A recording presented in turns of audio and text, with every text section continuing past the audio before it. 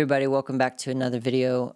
So glad you're here. My name is Lee, Biblical Expositor and Counselor, and today we are going to talk about a practical tool and skill set that you can apply in your interpersonal relationships, but especially a marital context, to help resolve arguments, or I should say potentially even avoid them, and certainly contribute towards the overall health of your marriage. If you are experiencing right now or have experienced in the past these tendencies or seasons where it just seems like I can't have a conversation with my spouse because something that should be relatively easy to navigate through always ends up exploding, or even maybe you're in a spot where you're like, man, everything ends up exploding, even if it was supposed to just be a friendly conversation, it just ends up in an argument.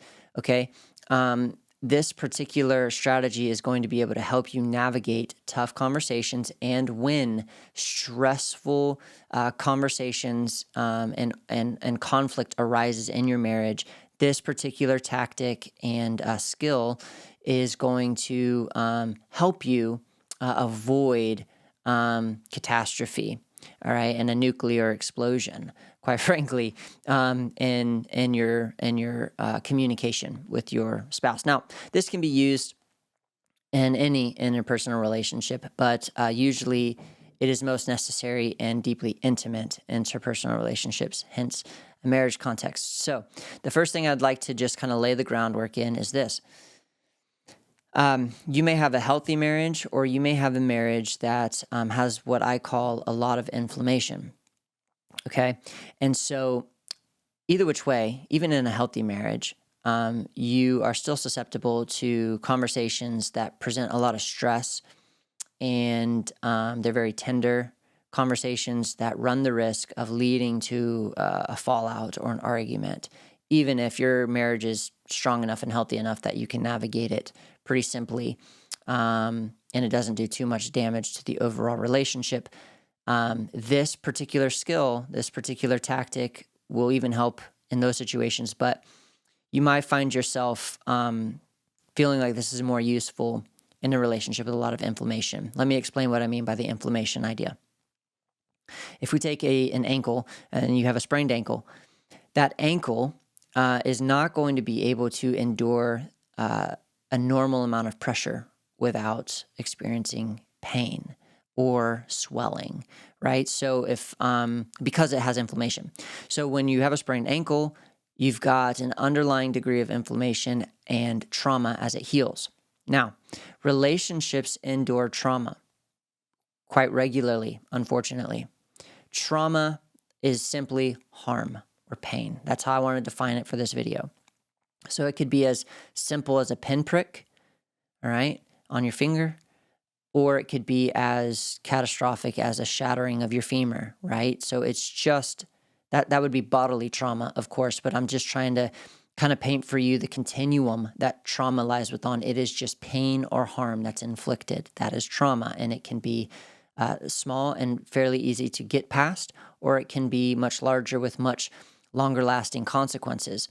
The same happens emotionally and relationally, okay? So in our interpersonal relationships, we can introduce trauma. We do that through our words, our tone of voice, our vocabulary, our choices, so on and so forth.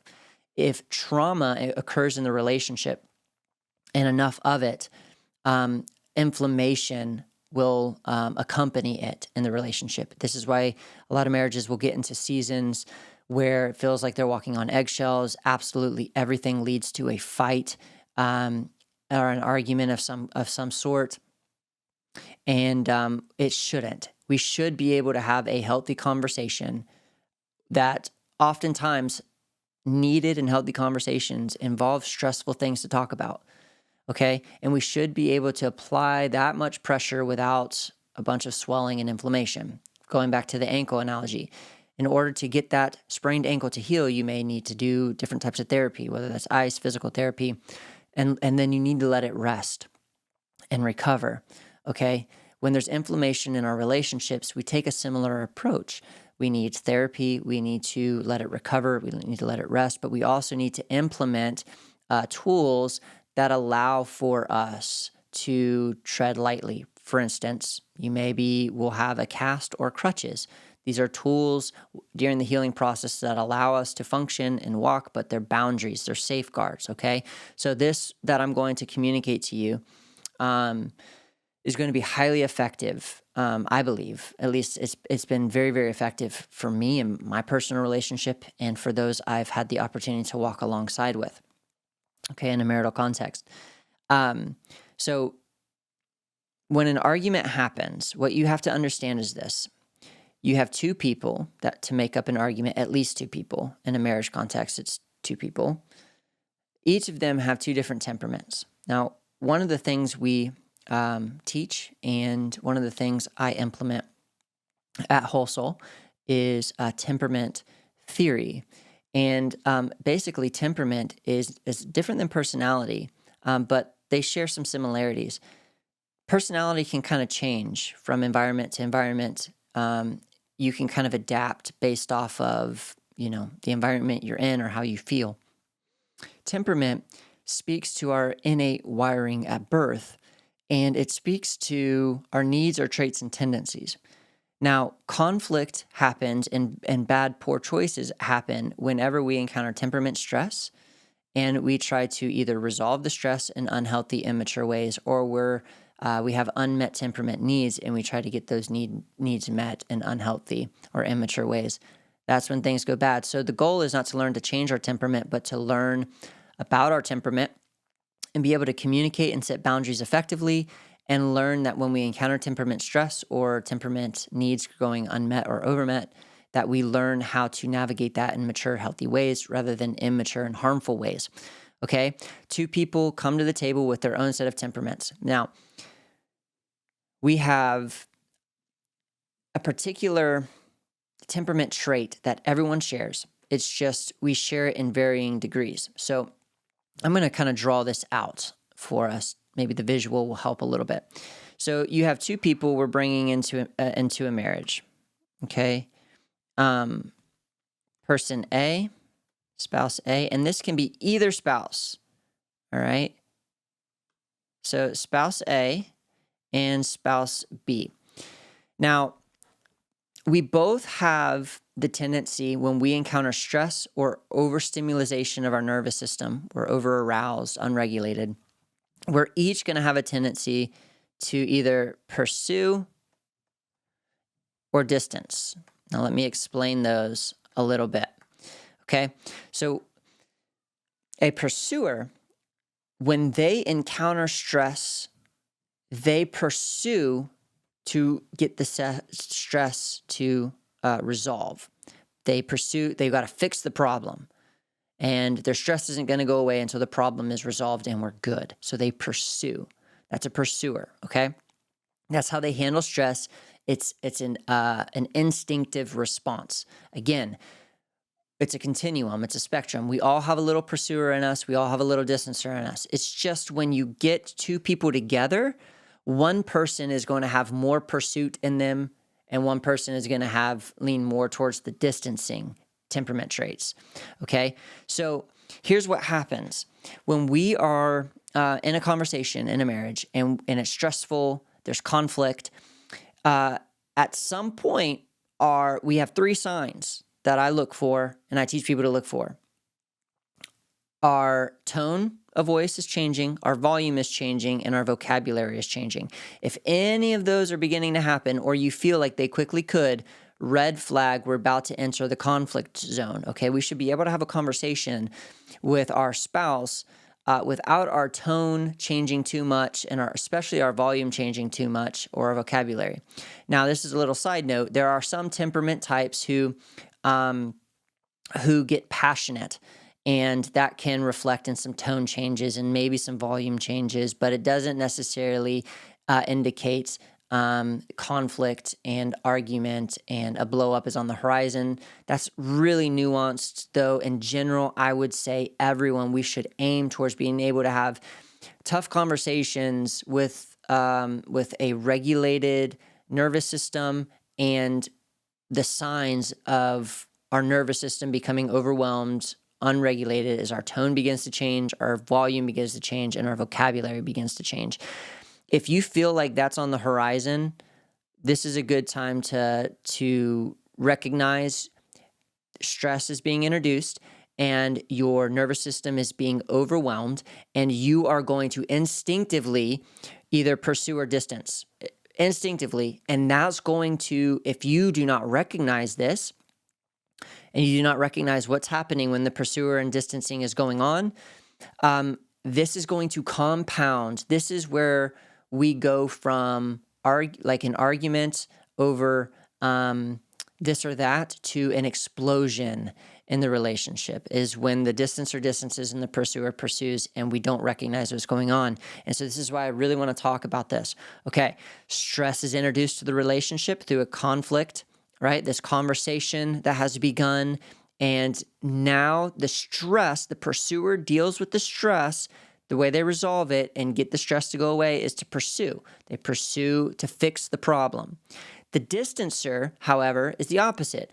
The way that when they start to perceive the stress and their nervous system gets overwhelmed and they're unregulated, they instinctively want to deal with that stress and get that to subside a little bit by distancing. Okay? So catch this.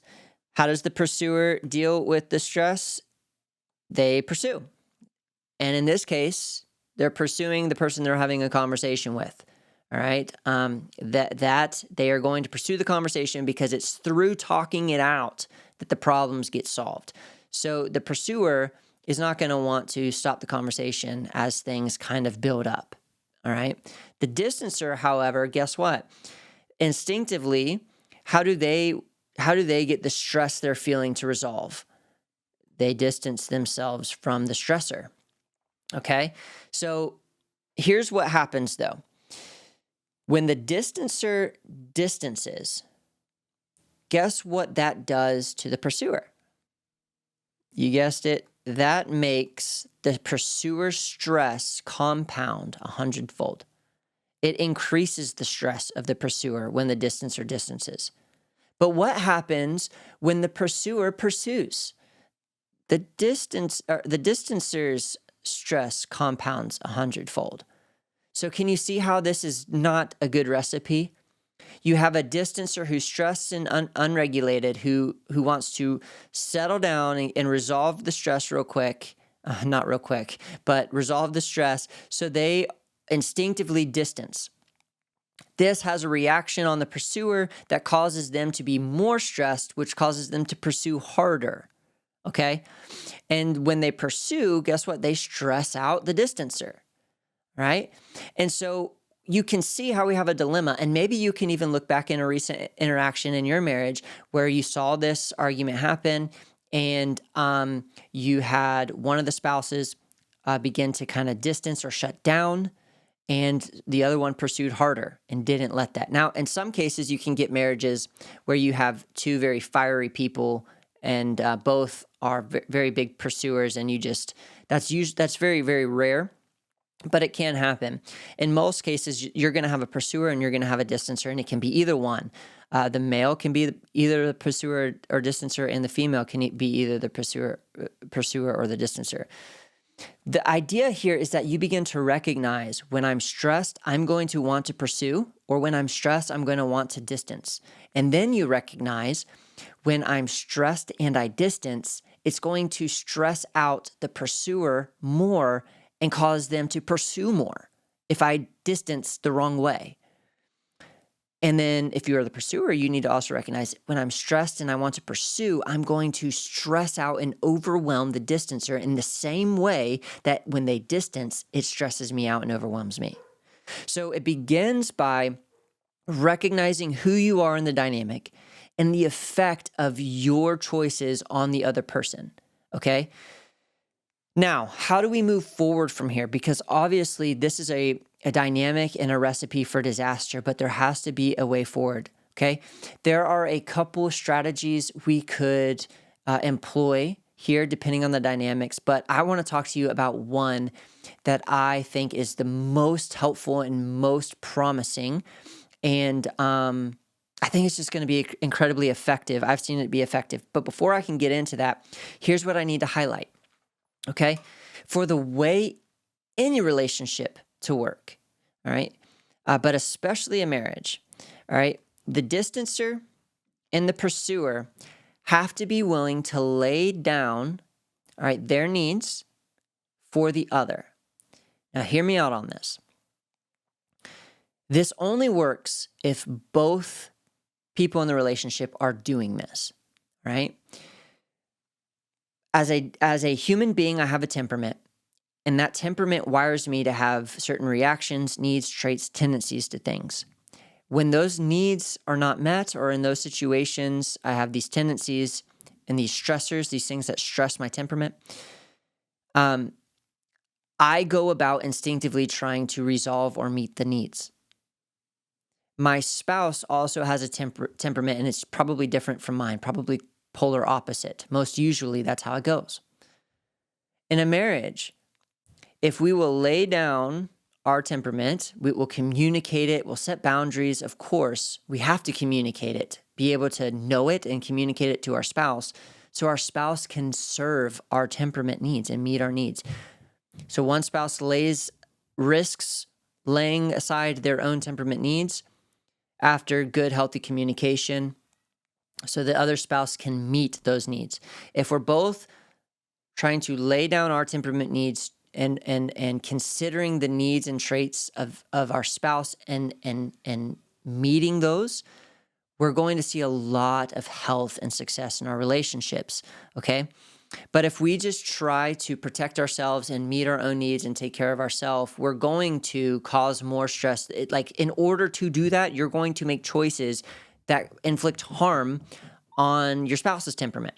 Okay, so we have to know each other's temperament. We have to be aware. We have to serve each other as Christ would in how we were designed temperamentally. If we don't know each other's temperaments, if we don't even know who's the pursuer or the distancer between us, we're going to just fall into this trap and this cycle over and over again, repeating the same thing over and over and over again, hoping for different results, hoping that our marriage is just going to get better one day.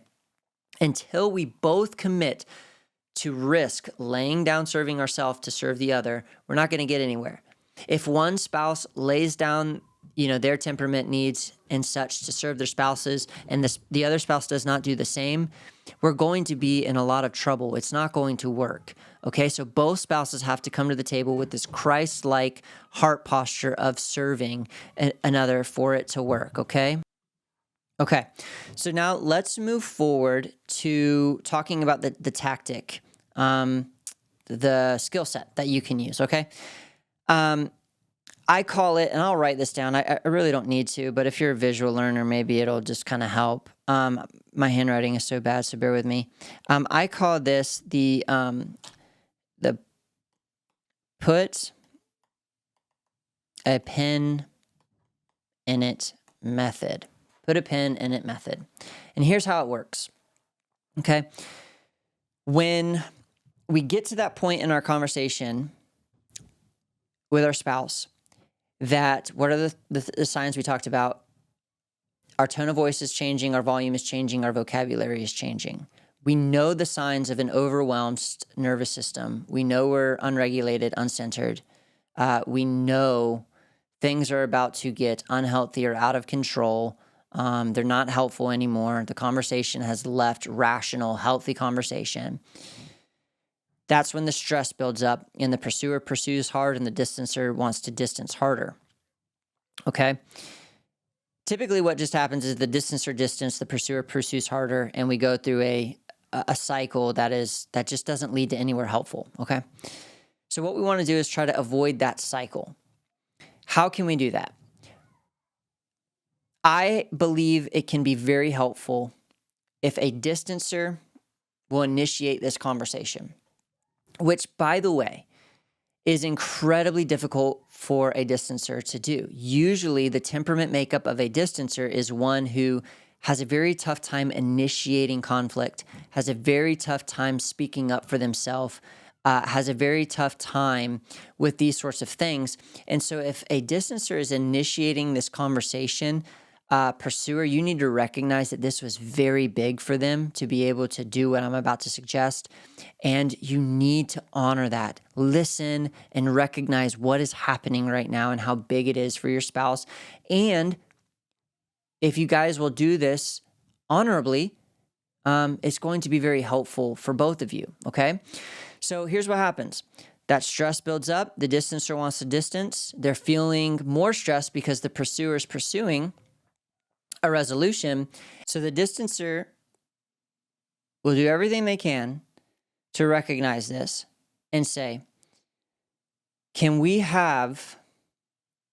put a pin in it? Can we have an hour, 2 hours, 30 minutes, 6 hours, whatever, to re-regulate, collect our thoughts, and revisit this? I know this is an incredibly important conversation for you, and I recognize that you value coming to a resolution and getting on the same page, and I want that. Right now, I'm feeling unregulated, and I feel like we need to have a conversation where we're both regulated. Can we have a few minutes to re-regulate, recenter, and revisit the conversation? Now, here are the rules. You can say whatever time is necessary, 30 minutes, 2 hours. If you have to go to work, after dinner, we'll revisit this. I recommend that you do everything within your power to have the conversation before you go to bed that night, or at least pick it up.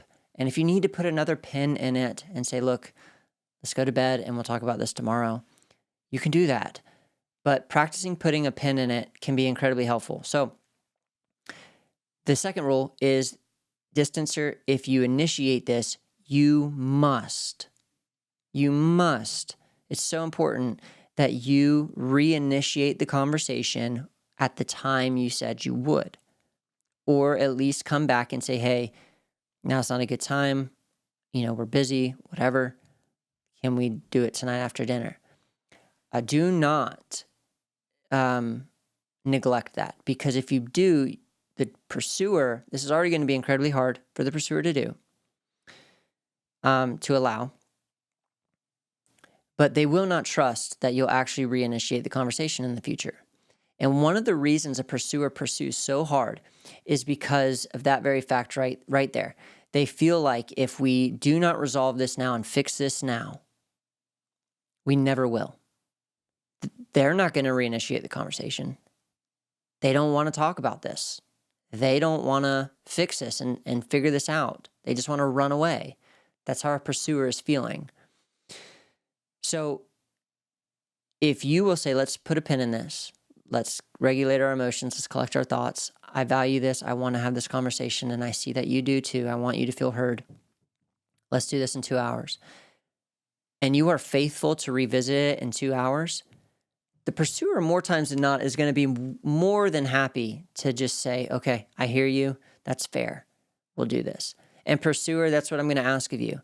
I'm going to ask that if a distancer musters the strength to do this, that you honor that and you recognize that, yeah, it's probably good that we both recenter, collect our thoughts, and come back together and try this again. That's okay. All right. But if the distancer distances and just runs away and shuts the door, that is not good for the relationship, period. That does something very deeply painful in someone who is a pursuer. And vice versa is also true. If the pursuer just pushes and pushes and pushes and pursues and pursues and pursues, that is just as harmful for the distancer. I can't tell you how many times I've heard of scenarios such as an argument kind of begins to unfold and the distancer will go lock themselves in the bathroom and the pursuer will just, beat on the door and stand outside the door and continue to and then the pursuer stops talking and all this stuff. And then it just gets worse and worse. Whereas the distancer, if they'll have this conversation, can we put a pin in it? I understand this is valuable to you. My emotions are unregulated. Yours are unregulated. Let's recenter and collect our thoughts and revisit this conversation. And then if the distancer will follow up on that, you'll build the pursuer's trust. The pursuer is more than happy to give the time, more times than not, to give this time, as long as they know this isn't going to be brushed under the rug. It's going to be dealt with. We're going to come to solid ground here. We're going to come to a resolution. That's what the pursuer wants, the peace of mind, knowing that. So if you can give them that, they're going to give you the space. Usually, this is very, very helpful. This is a very helpful practice and strategy. But in the end, the only way this is going to work is if we come to the table recognizing that it's not me against my spouse in these moments. If we're arguing, if our emotions are unregulated, remember those signs I kind of talked about earlier, and we start to feel like this is becoming more of a fight that we have to win to get our spouse to hear us and see us, rather than going into it trying to see and understand them, which that should be mutual. Again, it's a very hard ask for me to ask one spouse to, hey, try not to go into a conversation and fight your way to being seen and heard. I know that's what you want. Even if you don't get your way, you may just, like, it may be more valuable to you just to be seen and heard. But try not to go in there fighting for that. Go into the conversation doing that for your spouse. Well, it's a very hard ask because they don't actually trust most times that their spouse is going to do the same for them. And that's the only way it works, is if both of us will come to the table not trying to win anything, but trying to serve. And if we do, we'll be serving each other. We'll be meeting each other's needs. So you can communicate. You have to communicate the elements that you're wanting to be seen or felt or heard, for sure. There's a time and a place and an exchange for that to happen in a healthy way, which we can talk about at length. There are some very practical things we can do for that exchange to happen without getting lost, and to ensure that both are felt and heard and seen without exploding. But for today, I just want to focus on this one element of, can you recognize between the two of you who might be the pursuer and who might be the distancer? Can you recognize when the distancer's distancing, when the pursuer's pursuing, and what's actually happening? So the pursuer, you don't have to take it personal anymore, of thinking they're just trying to run away, they're leaving you, they're, just walking out on you. You don't have to feel that way. You can recognize, oh, this is what's happening. Okay, and there's a healthy way to handle this. This is instinctive for them. Okay, they're not walking out on me. And the distancer, you can also recognize, hey, the pursuer's pursuing me harder because they value peace. They value a healthy relationship at the core of it, and they want these problems resolved or fixed. And so it leads them to pursue harder to fix and resolve the problems. Okay, and so you can recognize now that instinct that we both have.